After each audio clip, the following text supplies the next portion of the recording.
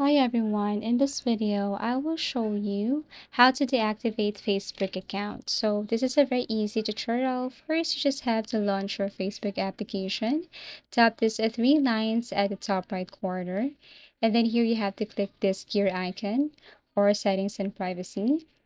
And then what you're going to do here is you just have to simply scroll down and you should see this your control or app information right here. So scroll down and then you should look for this app information. Okay, so under this app information, you will see, or your information, you will see this access your information.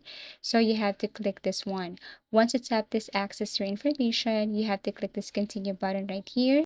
Scroll down and then tap this personal details. And then here on your personal details, you will see this account ownership and control. You have to click this one. And then you have to tap the second one, which is the activation or deletion.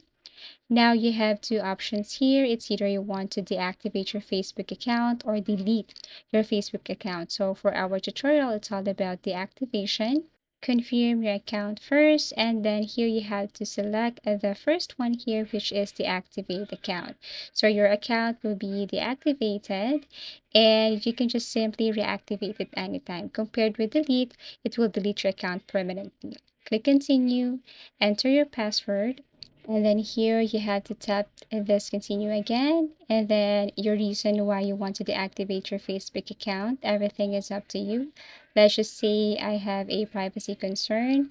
Click continue. Then you can save your archive and other files here if you want.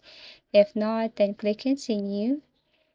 And then after that, you can now have your messenger without your Facebook. It's okay. They will give you an option, but if you don't want both, then you can proceed with deactivate my account. And that's it. Thank you so much for watching. If you have found this video helpful, please do like and subscribe to our channel. And please do comment there whatever you want us to do. If you want us to create a new tutorials, please do just comment and suggest. Thank you so much and see you again in our next video tutorials.